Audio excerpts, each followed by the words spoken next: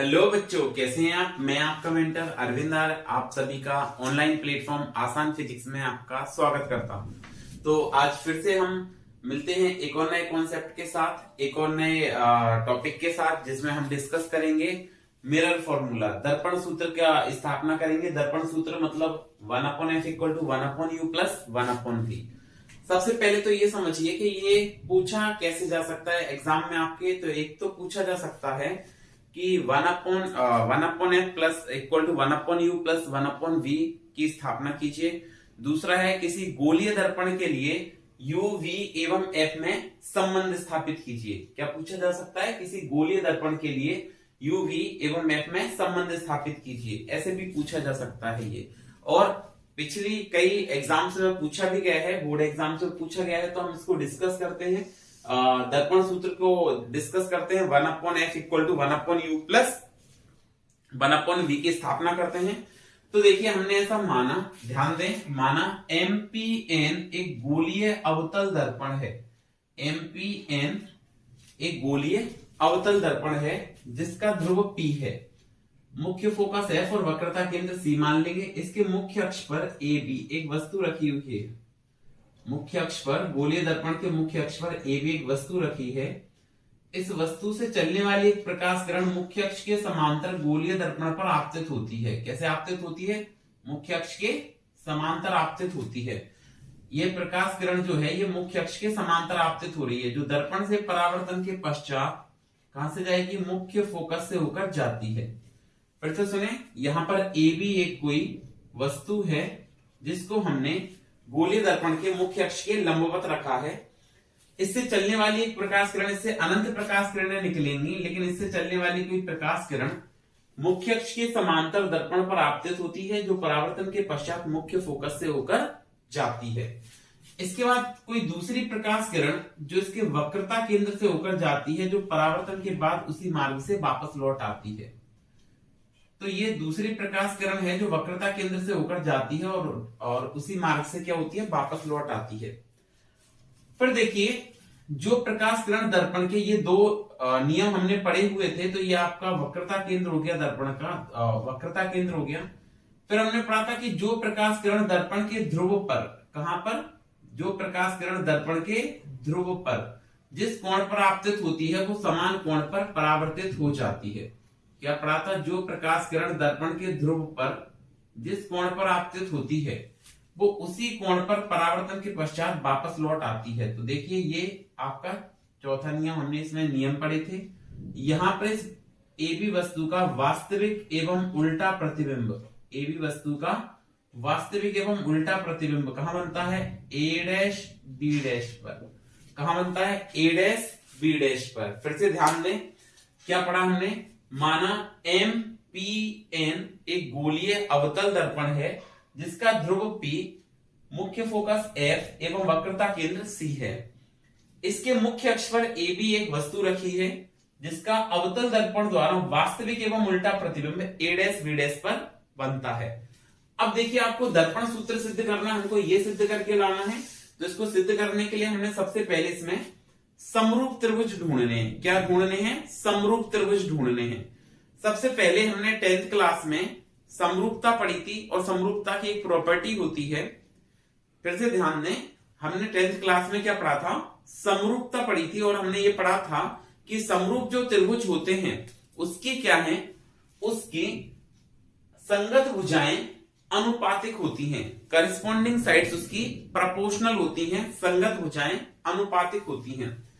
तो देखिए, हमने सबसे पहले एक समरूप त्रिभुज लिया। तो हमने लिखा समरूप त्रिभुज, यहां से हमने स्टार्ट किया। समरूप त्रिभुज कौन सा ले रहे हैं? APB, APB एवं त्रिभुज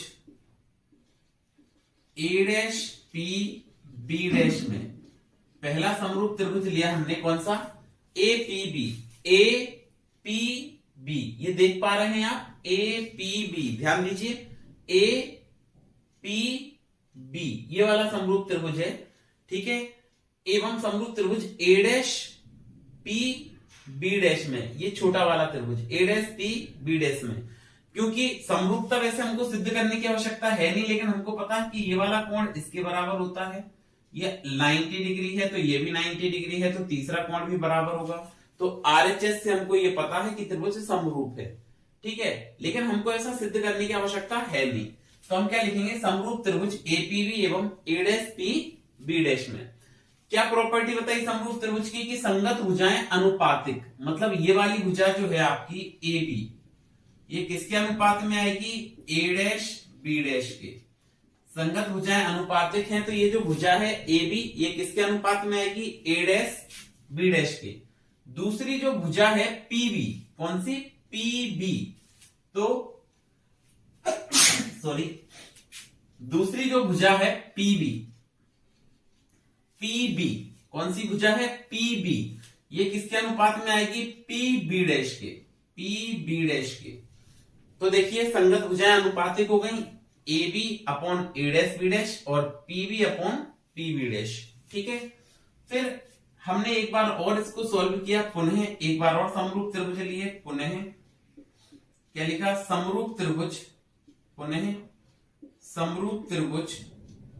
तो समरूप त्रिभुज अब कौन सा ले रहे हैं, ए बी सी, कौन सा ले रहे हैं, ए बी सी एवं त्रिभुज ए डैश बी डैश सी में, ये समरूप त्रिभुज ले रहे हैं। अब हम कौन सा ले रहे हैं, ध्यान दीजिए, कौन सा समरूप त्रिभुज ले रहे हैं, ए बी सी और ए डैश बी डैश सी, ये भी समरूप है। क्यों, क्योंकि देखो ये शीर्ष अभिमुख कोण से ये दोनों कोण आपस में बराबर हो जाएंगे आपके, ये 90 डिग्री है तो तीसरा कोण बराबर होता है, इस कारण से ये त्रिभुज भी कैसे त्रिभुज है, हमारे समरूप त्रिभुज हैं। कैसे त्रिभुज हैं, समरूप त्रिभुज हैं। अब हमने पढ़ा है कि समरूप त्रिभुज की संगत भुजाएं अनुपातिक, मतलब ए बी अपॉन क्या लिखेंगे हम, ए डैश बी डैश, क्या लिखेंगे, A B upon A dash B dash. दूसरी बात है बराबर BC, BC upon B dash C, BC upon B dash C, ये समीकरण नंबर हो गया आपका 2। अब ध्यान दीजिए, समीकरण 1 एवं 2 की तुलना करने पर, समीकरण 1 एवं 2 की तुलना करने पर, इन दोनों समीकरणों की हम तुलना कर देते हैं। समीकरण 1 एवं 2 की तुलना करने पर, जब इन दोनों समीकरणों की तुलना करेंगे तो देखिए ये भी A B upon A dash B dash है और ये भी A B upon A dash B dash है। तो इन दोनों की तुलना करेंगे तो हम क्या लिख सकते हैं, तो ये लिखेंगे आप PB upon PB dash, PB upon PB dash बराबर BC upon B dash C, ठीक है, BC upon B dash C. तो ये बात समझ में आ गई, इतनी बात समझ में आ गई। ये बड़ा इंपोर्टेंट कॉन्सेप्ट है, बड़ा इंपोर्टेंट पॉइंट्स है इतना। फिर से ध्यान दीजिए क्या बताया, माना एमपीएन एक गोलीय अवतल दर्पण है जिसका ध्रुव P, मुख्य फोकस F एवं वक्रता केंद्र C है। इसके मुख्य अक्ष पर AB एक वस्तु रखी है जिसका गोलीय दर्पण द्वारा वास्तविक एवं उल्टा प्रतिबिंब A डैश B डैश पर बनता है। तो देखिए यहां से हमने ये सिद्ध कर लिया कि PB अपॉन PB डैश बराबर BC upon B dash C। अब देखिए इंपोर्टेंट फैक्टर यहाँ पे क्या आता है आपके पास, क्या इंपोर्टेंट फैक्टर आता है कि गोलीय दर्पण में सभी दूरियां दर्पण के ध्रुव से मापी जाती हैं। ध्यान दीजिए कहां से मापी जाती हैं, गोलीय दर्पण में सभी दूरियां दर्पण के ध्रुव से मापी जाती हैं। तो देखिए ये वाली दूरियां तो ध्रुव से हैं दोनों, पीबी और पीबी डैश कहां से हैं, ये ध्रुव से। ये दोनों दूरी जो है पीबी और पीबी डैश ध्रुव से हैं, लेकिन हमको बीसी और बी डैश से ये ध्रुव से बनानी है, ये दोनों दूरी ध्रुव से बनानी है। तो हमको ऐसा पता है कि ध्रुव से वस्तु की जो दूरी है उसे हम u लिखते हैं। ध्रुव से वस्तु की जो दूरी है उसको हम क्या लिखते हैं, u। तो देखिए ध्रुव से वस्तु की दूरी हो गई u, ध्रुव से जो प्रतिबिंब बन रहा है उसकी दूरी होती है v, ध्रुव से जो वक्रता केंद्र की दूरी है वो होती है r। ध्रुव से वक्रता केंद्र की दूरी कितनी होती है, r। और ध्रुव से मुख्य फोकस की दूरी जो है वो होती है स्मॉल f। क्या ये वाली बात समझ में आ गई आपको? ये हमने पढ़ा था बेसिक में कि ध्रुव से वस्तु की दूरी u, ध्रुव से वक्रता केंद्र की दूरी r, ध्रुव से प्रतिबिंब की दूरी v और ध्रुव से मुख्य फोकस की दूरी कितनी होती है, f। सो देखिए अब हमको ये दूरियां ध्रुव से बनानी है, कहां से बनानी है दूरियां? ध्रुव से बनानी है। जब भी दूरी ध्रुव से बनानी हो तो सबसे पहले आप अंतिम बिंदु देखें, बी सी। अंतिम बिंदु हमारा सी पे आ रहा है। कौन सा है? B C. कौन सा है? B C. B C. तो ध्रुव से अगर मैं इसको पीबी लिखूं, पूरी दूरी को क्या लिखूं? पीबी। तो आप लिख सकते हैं कि जो पीबी है ना वो बराबर है पीसी प्लस बीसी के। इसका मतलब आप इसको जब ट्रांसफर करेंगे तो आप इसको क्या लिख सकते हैं? बीसी को क्या लिख सकते हैं? हमने लिखा PB upon PB dash, PB upon PB dash बराबर बीसी को क्या लिखेंगे? PB minus PC, PB minus PC upon PB minus PC. ये बीसी की वैल्यू आ गई। अब बी डैश सी चाहिए, तो देखिए लास्ट कहां आ रहा है? सी पर। इसका मतलब मैं इसको लिखूंगा पीसी। तो देखिए आपका पीसी किसके इक्वल है? पीसी आपका इक्वल है PB dash plus B dash C. किसके इक्वल है? पीसी जो इक्वल है PB dash plus B dash C. हमको तो वैल्यू बी डैश सी की चाहिए, तो आप इस वाले टर्म को इधर ट्रांसफर कीजिए। ट्रांसफर करेंगे तो आप क्या लिख सकते हैं? PC minus PB dash, PC minus PB dash. ये बात आपको समझ में आती है? ये हो गई आपकी इक्वेशन नंबर 3। क्या हो गई? समीकरण नंबर 3। अब हमने क्या किया यहां पे? साइन कन्वेंशन का उपयोग करेंगे चिन्ह परिपाटी का उपयोग करने पर। तो हमने लिखा चिन्ह परिपाटी से। क्या लिखा? चिन्ह परिपाटी से।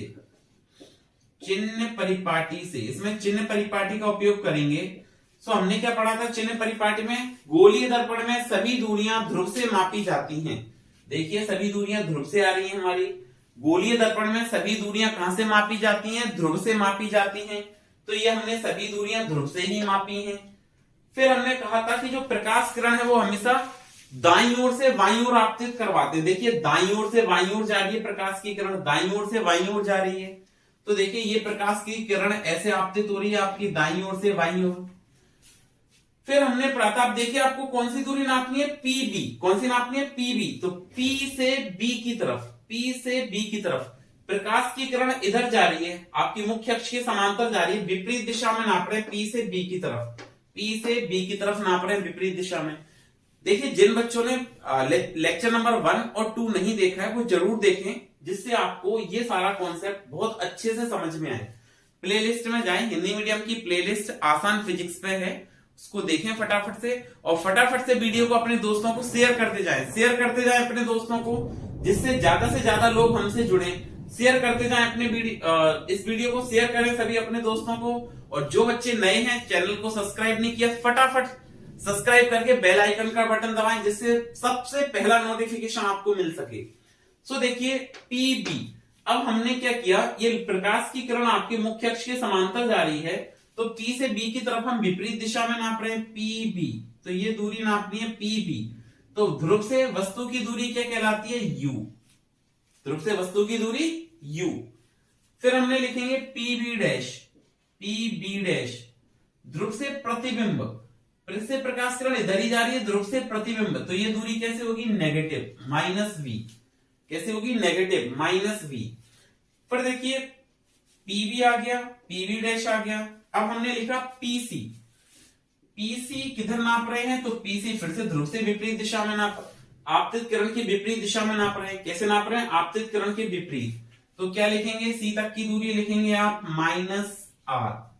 ये ज्ञात मान हमने समीकरण 3 में रख दिए। ज्ञात सभी मान कहां रखते हैं? समीकरण नंबर 3 में। तो हमने लिखा ज्ञात सभी मान, ज्ञात सभी मान समीकरण 3 में रखने पर, क्या बताया? ज्ञात सभी मान समीकरण 3 में रखने पर, समीकरण 3 में रखने पर, तो ये मान हम समीकरण नंबर 3 में रखते हैं। जैसे ही आप ये मान समीकरण नंबर 3 में रखेंगे तो देखिए पीबी, ध्यान दीजिए क्या है? पीबी है। क्या है? पीबी। पीबी क्या है आपके पास? Minus u upon PB dash. देखिए पीबी डैश क्या है आपके पास? माइनस वी इक्वल टू, फिर देखिए आपके पास क्या है? पीबी। पीबी देखिए क्या है फिर से? Minus u minus PC, PC को आप क्या लिखेंगे minus r divided by PC, PC को क्या लिखेंगे बताइए आप, पीसी को लिखेंगे माइनस का आर, फिर पीबी डैश तो क्या लिखेंगे माइनस माइनस का वी। ये हमने सारी वैल्यूज रख दी, सारी वैल्यू रख दी, समझ में आया आपको। माइनस से ये वाला टर्म माइनस कैंसिल हो गया, फिर देखिए माइनस से हमने यहाँ पे क्या किया, माइनस कैंसिल कर दिया।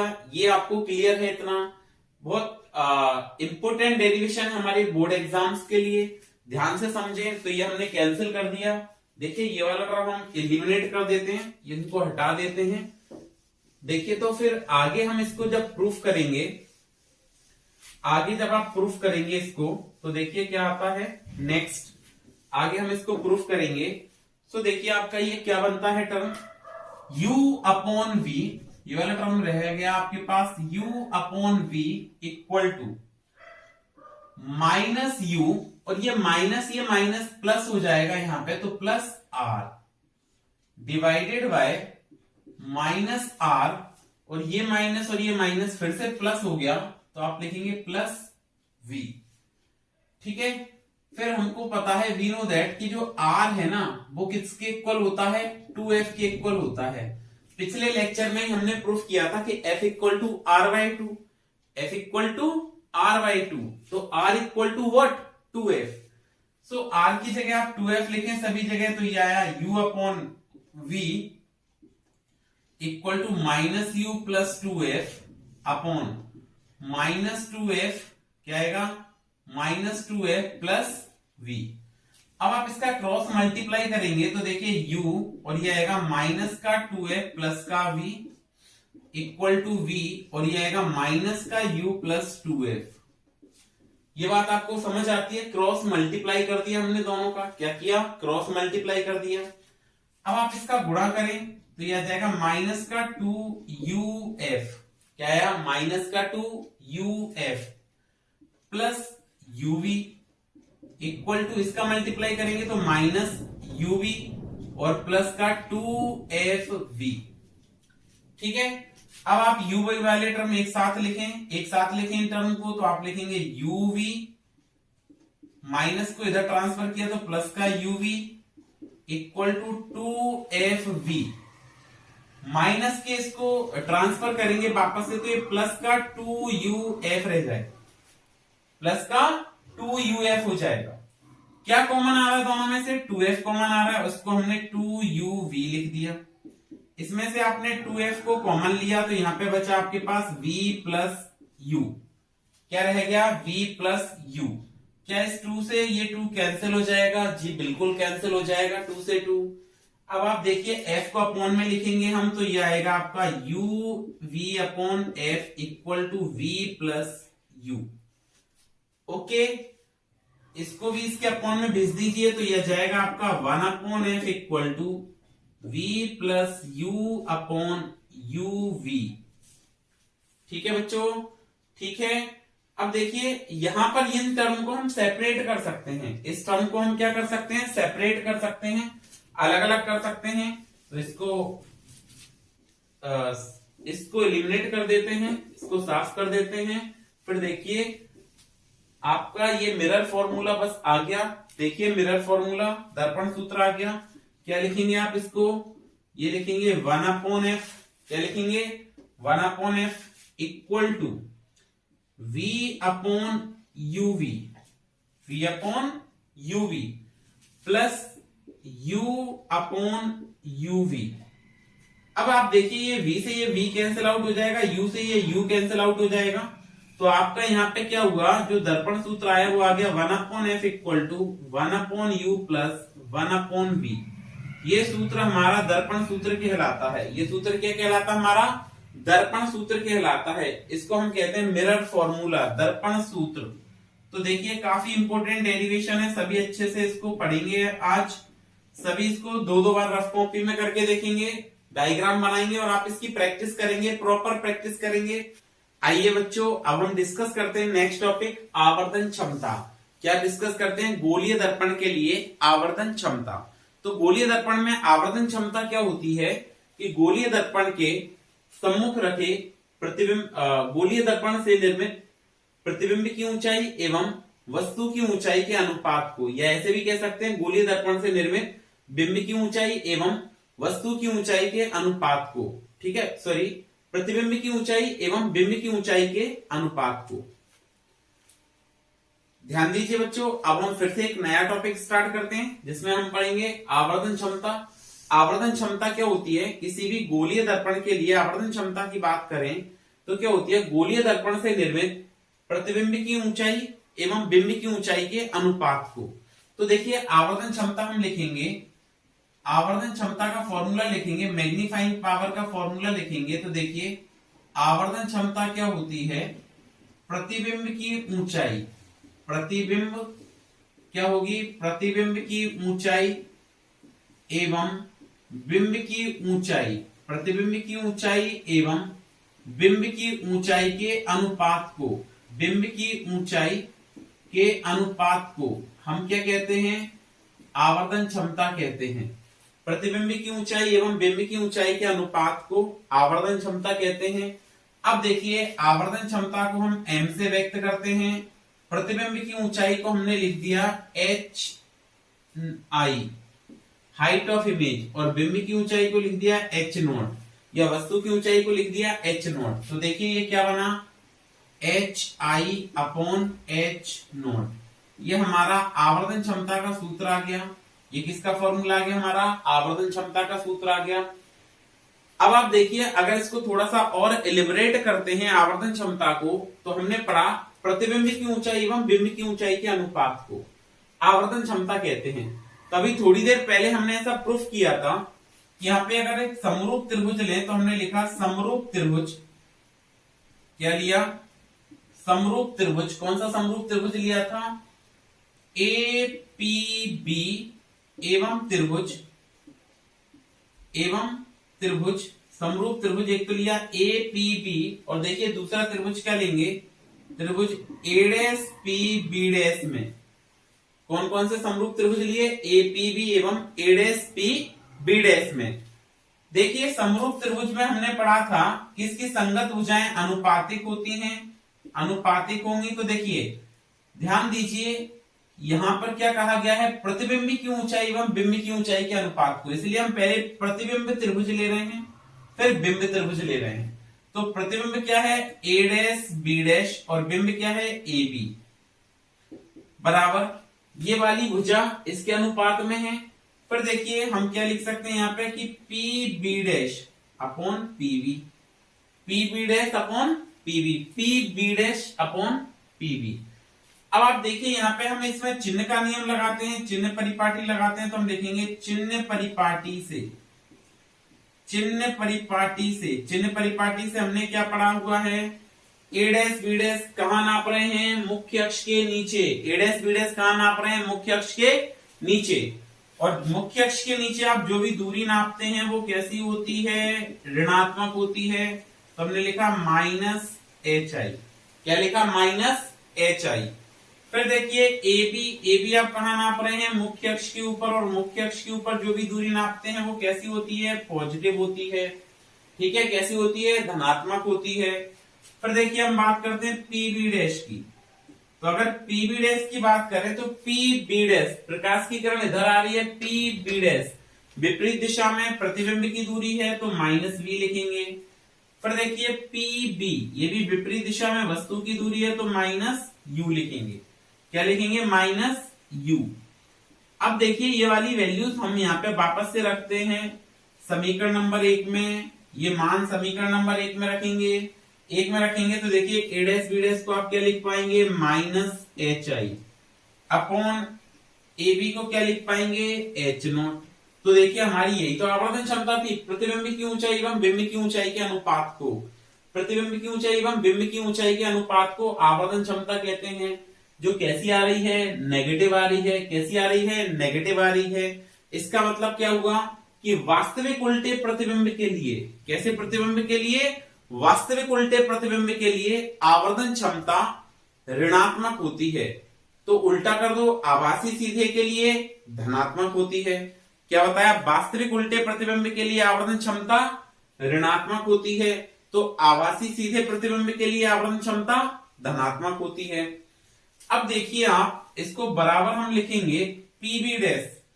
पीबी डैश को क्या लिखेंगे हम minus v upon PB. PB को क्या लिखेंगे माइनस यू। माइनस से माइनस कैंसिल हो गया, इस माइनस का हमने डिवाइड लगाया एक माइनस से दोनों साइड, तो आपने लिखा H I upon H not बराबर माइनस वी अपॉन यू। और हमको पता है यही आवर्धन क्षमता होती है। तो गोलीय दर्पण की आवर्धन क्षमता का सूत्र अगर आप लिखें तो क्या लिखें, m बराबर H I upon H not बराबर माइनस वी अपॉन यू। ठीक है, बाकी आप इसके दो सूत्र और बना सकते हैं। गोलीय दर्पण में जो दर्पण सूत्र होता है 1/u equal to 1/f equal to 1/u plus 1/v से। ठीक है, उनसे भी आप इसके दो फॉर्मूले और बना सकते हैं। ठीक है, तो देखिए वो कैसे बना सकते हैं, एक बार मैं इसको इलिमिनेट कर देता हूं। 1/f इक्वल टू आपने लिखा 1/u प्लस 1/v। अब आप क्या करें, u से मल्टीप्लाई कर दें वो साइड, तो ये आपका टर्म बनेगा uf। u से मल्टीप्लाई किया तो ये 1 रह जाएगा, और u से करेंगे तो u अपॉन v। इसको इधर ट्रांसफर कर लें तो minus u upon v equal to 1 minus u upon f। ठीक है, अब देखिए ये v अपॉन u होता है, तो इसका अपोजिट कर दें।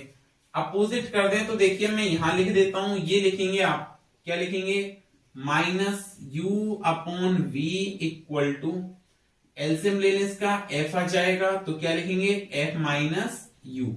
रेसिप्रोकल करेंगे तो v अपॉन u नेगेटिव हो जाएगा, f upon f minus u। तो ये m के इक्वल हो गया। तो एक फॉर्मूला और बनाया हमने आवर्धन क्षमता का, m equal to f upon f minus u। समझ पा रहे हैं बात को। तो देखिए इन फॉर्मूले के हेल्प से हम क्या करेंगे, कुछ मिरर क्वेश्चन सॉल्व करते हैं, दर्पण सूत्र सॉल्व करते हैं जो पुराने एग्जाम्स में आए हुए हैं। तो देखिए नेक्स्ट क्वेश्चन हम डिस्कस करेंगे, इसके बाद क्वेश्चन नेक्स्ट डिस्कस करते हैं। देखिए बच्चों, तो ये क्वेश्चन देखते हैं, ये आया हुआ है बोर्ड एग्जाम्स में। देखिए क्वेश्चन क्या है, कोई वस्तु 15 सेंटीमीटर वक्रता त्रिज्या। सबसे पहला शब्द हम ये देखते हैं क्या दिया है आपको, वक्रता त्रिज्या दी है, वो भी कितनी है 15 सेंटीमीटर। तो तरीका क्या है, सबसे पहले हम ये लिखते हैं कि हमको गिवन क्या है, हमको दिया क्या है। तो हमको दिया है वक्रता त्रिज्या दी है r बराबर 15 सेंटीमीटर, तो हम लिखेंगे माइनस 15 सेंटीमीटर, क्योंकि कौन सा दर्पण है हमारे पास, अवतल दर्पण है। कौन सा दर्पण है, अवतल दर्पण। तो देखिए अवतल दर्पण इस प्रकार का दर्पण होता है, ये अवतल दर्पण हो गया। और अवतल दर्पण में ये इसका मुख्य अक्ष हो गया, प्रकाश किरण ऐसे आपतित होगी, तो इसकी त्रिज्या इधर कहीं होगी, और ध्रुव से हम नापेंगे तो विपरीत दिशा में चल रहे हैं, विपरीत दिशा में चल रहे हैं, तो ये वक्रता त्रिज्या कैसी होगी, ऋणात्मक होगी। तो 15 सेंटीमीटर वक्रता त्रिज्या की अवतल दर्पण से 10 सेंटीमीटर की दूरी पर वस्तु रखी है। तो पहला केस हो गया आपका स्थिति 1, यहां हम लिख दें केस 1। कहां है वस्तु, u का मान आ गया आपका 10 सेंटीमीटर, तो हमने लिखा माइनस 10 सेंटीमीटर, क्योंकि इस पर वस्तु भी इधर ही कहीं रखी होती है। ये 10 सेंटीमीटर की दूरी पर वस्तु रखी है, तो माइनस 10। तो आपको क्या चाहिए, सबसे पहले प्रत्येक स्थिति में प्रतिबिंब की स्थिति चाहिए। तो पहले केस में हम प्रतिबिंब की स्थिति कैलकुलेट करते हैं। r दिया है, तो r से अगर हम f कैलकुलेट करें यहाँ पे, तो हमारा फॉर्मूला तो f इक्वल टू r/2। ये बात ध्यान रखें, जब भी हम किसी दर्पण के न्यूमेरिकल सॉल्व करें, कोई आंकिक प्रश्न हल करते हैं, तो जो भी मान आपको दिए जाते हैं वो चिन्ह के साथ रखेंगे। किसके साथ रखेंगे, चिन्ह के साथ रखेंगे, और जिसका मान ज्ञात करना है उसका चिन्ह हमको प्राप्त हो जाएगा। ठीक है, हमको उसके चिन्ह को पहले से नहीं लिखना है, वो हमको प्राप्त हो जाएगा। तो देखिए f equal to r/2, r कितना है आपके पास में माइनस 15 है अपॉन 2, तो ये फोकस दूरी कितनी आ गई माइनस 7.5 सेंटीमीटर, ये फोकस दूरी आ गई। अब हमको प्रतिबिंब की स्थिति चाहिए, तो हमने दर्पण सूत्र लगाया 1/f equal to 1/u plus 1/v। Value रख लेते हैं, तो 1/f का मान कितना है माइनस 15/2 इक्वल टू 1/u कितना है माइनस का 10 प्लस का 1/v। ये दो थर्ड रेशियो में है, इसको हम ऊपर लिख देंगे। तो ऊपर लिखेंगे तो यह जाएगा आपका माइनस का 2/15 माइनस का 2/15 और इसको इधर ट्रांसफर करेंगे तो ये प्लस का 1/10 हो जाएगा। इसको इधर लाएंगे तो क्या हो जाएगा, प्लस का 1/10 इक्वल टू 1/v। इसको सोल्व करते हैं लघुत्तम लेके, तो ये 30 आ जाएगा इसका लघुत्तम, और 30 आ गया इसका लघुत्तम, तो ये जाएगा -4। कितना आ जाएगा, -4। 15 से 2 बार डिवाइड किया और 2 से मल्टीप्लाई कर दिया, और ये होगा प्लस का 3 इक्वल टू 1/v। तो आपके यहाँ पे वैल्यू मिली जो 1/v की, वो क्या मिल गई, माइनस का 1/30। तो बताइए v कितना आ जाएगा, -30 सेंटीमीटर। रेसिप्रोकल लेने पर नेगेटिव आ रहा है, मतलब प्रतिबिंब कैसा है, वास्तविक। कैसा प्रतिबिंब है, वास्तविक प्रतिबिंब है। ठीक है, कैसा प्रतिबिंब है, वास्तविक प्रतिबिंब है आपके पास में। अब आवर्धन क्षमता पूछिए तो m बराबर क्या होता है, माइनस का v/u। माइनस का v/u। तो देखिए -v आपके पास कितना है, -30 है, और u कितना है आपके पास, -10 है। u -10 है, तो ये माइनस से ये वाला माइनस कैंसिल हो जाएगा, तो आएगा -30/10। 0 से 0 कैंसिल हुआ तो ये आ गया -3। तो कैसा है, उल्टा। कैसा प्रतिबिंब बन रहा है, वास्तविक एवं उल्टा। उल्टा बन रहा है, वास्तविक एवं उल्टा। ठीक है, और कैसा, 3 गुना आवर्धित। इस केस में प्रतिबिंब कैसा बना, वास्तविक बना, उल्टा बना, और 3 गुना आवर्धित बना। तो ये पहला केस हो गया, पहली स्थिति होगी जब वस्तु 10 सेंटीमीटर पर है। अब देखिए हम दूसरी स्थिति की बात करते हैं, सेकंड केस की बात करते हैं। तो देखिए सेकंड केस क्या है, सेकंड केस हमसे ये कहता है कि जब वस्तु आपकी जो है वो कहां पर है, वस्तु रखी हुई हमारी 5 सेंटीमीटर पर। वस्तु 5 सेंटीमीटर पर है, उस स्थिति में हमको इसकी गणना करनी है। तो देखिए फोकस दूरी तो हमारी अब भी सेम ही रहेगी, F = r/2 जो फॉर्मूला होता है। इससे हमने क्या लिखा, -15/2। डिवाइड लगाएंगे तो माइनस का 7.5 सेंटीमीटर। वस्तु अब कहाँ रखी है, 5 सेंटीमीटर की दूरी पर रखी है। दर्पण सूत्र का उपयोग करें सेकंड केस में, फिर से दर्पण सूत्र क्या हो जाएगा, 1/f = 1/u + 1/v। मान रखें तो 1/f, f का मतलब कितना, माइनस का 15/2 है, इक्वल टू u कितना है आपका, 1/-5 है, प्लस 1/v। अब देखिए आपको इसको सॉल्व करना है, तो 2 को आप ऊपर लिख देंगे, 2 को आप ऊपर लिखेंगे तो ये आ जाएगा -2/15। कितना आएगा, -2/15। माइनस के 5 को इधर लाएंगे तो प्लस का 1/5 बराबर क्या हो जाएगा, 1/v। एलसीएम ले लें आप तो ये आ जाएगा 15। कितना आ जाएगा, 15 आ जाएगा, और ये बनेगा -2 और प्लस ये जाएगा 5 3 जा 15। तो ये 1/v। तो देखिए 1/v की वैल्यू जो आई आपकी 1/15 आ गई, इक्वल टू 1/v। तो यहां से देखिए v का मान कितना आ गया, +15। जब भी ये v प्लस आ जाए इसका मतलब प्रतिबिंब कैसा है, आभासी है। कैसा है, आभासी है। प्रतिबिंब आपका आभासी बन रहा है। ठीक है, फिर अब हम बात करते हैं आवर्धन क्षमता की। तो आवर्धन क्षमता आपने पढ़ी है -v/u। क्या पढ़ी है, -v/u। तो देखिए बच्चों -v कितना है आपके पास, 15 है, और u कितना है, u देखिए कितना है, तो u है -5। u है -5। माइनस से माइनस कैंसिल, और 5 3 जा 15, तो +3। तो प्लस आ रहा है, तो इसका मतलब प्रतिबिंब कैसा बन रहा है, सीधा। कैसा बन रहा है, सीधा। तो इस केस में प्रतिबिंब आभासी और सीधा बनता है, और 3 गुना आवर्धित बनता है। तो ये हमारा दर्पण कंप्लीट हो गया। मिलते हैं नेक्स्ट क्लास में अपवर्तन के साथ में। तो फटाफट से चैनल को जिन बच्चों ने सब्सक्राइब नहीं किया वो सब्सक्राइब करें, और ज्यादा से ज्यादा शेयर करें। तो मिलते हैं नए कॉन्सेप्ट के साथ, तब तक पढ़ते रहिए, सुरक्षित रहिए।